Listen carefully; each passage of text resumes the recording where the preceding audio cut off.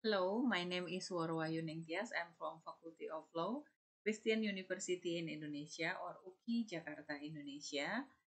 Today I'm with Dr. Manotar Tampugolom from Faculty of Law, Christian University of Indonesia or UKI Jakarta, and with Mr. Dr. Gindo L. Tobing, Master of Law Program, Christian University of Indonesia or UKI Jakarta. Today I will present the paper titled Humans Enslaved, Indonesian Encounter During Dutch Colonialism. The paper structure, we have a background, literature review, slavery impact, and a conclusion. We have methodology of qualitative methodology, historical approach, data analysis, critical analysis methodologies, primary source from slavery-related materials, and secondary source from book, journals, law reports, and online resource. A brief history. In late 19th century, the Dutch starting its trading companies, the West India Company or YIC in America and VOC in Asia. In 19,000, Dutch set up of VOC in Batavia or Jakarta to fight the enemies of the Netherlands or India or Indonesia and prevent other European nations to enter the East India trade. VOC was not only trading company but also a slaves trading internally and externally.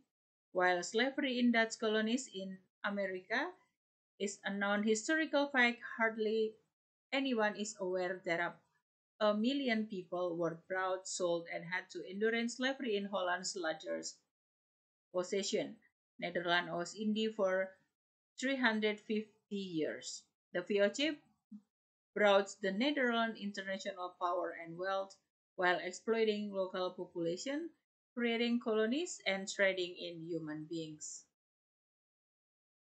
The literature review, we have Malalox in George in 1989 and Peterson on 2018 and then William on 2011 and Mears and Koptov on 1977 and then Burnett on 2021. The Burnett said that slavery as a business and enslaved people in short were acted upon by their owners so as to maximize profit with their obedient ensured through force. Then Peterson said that slavery is shown to be a parasitic relationship between master and slave, invariably entailing the violent domination of the naturally alienated and social dead person. William said that separation was always a threat as family member could be sold or sent away according to the needs and wishes. Slavery as eternal trade is culture stelsel or enforced planting, human trading for plantation workers, known as coolies or coolie, was widely practiced around 150 years ago. Delhi is a land of gold and heaven for the capitalist class, but it is only a land of sweat and tears, a land of death and hell for the coolies. The coolies did slave labor, they were slaves. The coolies toil from early morning until night, get enough wages for pillar and back cover, live in the world like a goat in the cage, from time to time beaten and cursed by the Dutch. At times they can lose their wives and doctors that the master wants. VOC slave market.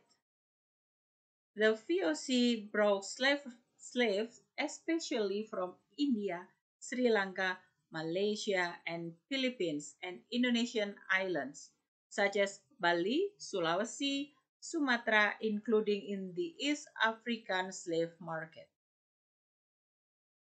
Slave boats by VOC from enforced planting in Netherlands Oost Indië. In year 80 to 1930, number of slaves is 200,000 the origin from China, and then 1930 number of slaves 230,000 origin from Java, and then 1930 number of slaves 100,000 origin from India. The foremost cruel human slavery, the slave trading, sex slave, forced labor, and enforced planting or culture stelsel. The slavery for the external trade, we can see that the recruiting agents were paid, and recruitment process inf- inevitably led to corruption, and all forms of deceit and trickery were resorted to. Slaves from Java who were brought to Suriname had their names changed by the Dutch so that it was difficult to find their family and did not return to Indonesia. In total, almost 33,000 Javanese brought to Suriname in the period of 1819 to 1939. Who benefit from the slavery? Tobacco company owned by the Dutch in the colony state. The total daily tobacco sale accomplished by colonial planters from 1864 to 1938 reached 2.77 billion guilders, and debt takeover. Indonesia took over Dutch debt amount of 4.5 billion guilders. And the compensation in 1967, Indonesia paid amount of 600 million guilder to compensate of the loss of Dutch company. Colonial legacy and its impact on Indonesian society. 1. Loss of identity, culture, and nationality. Javanese culture tradition have proven to be strong, even though change and adaptation in Suriname. No serious education. Inheritance of some of the worst Dutch character traits. The Dutch destroyed the peaceful way of life of the Indonesian people by bringing violence into the country. Indonesia was left in the great debt and their economy was destroyed, killing all Banda Islands population by Jan Pieterszoon Jun. Nearly 150,000 Indonesian killing during the colonial, and then Dutch plantations still survive in North Sumatra or Delhi, even though they follow the Dutch system. A large amount of Javanese still work in plantation while they are no longer bound by the contract. Continuing human trafficking from Indonesia, especially labor workers. The conclusion: slavery and slave trade were disparate throughout the empire of the Dutch East Indonesia Company or VOC in Netherlands Oost-Indie. The VOC was involved in forced relocation and forced mobilization of people in direct and indirect ways. This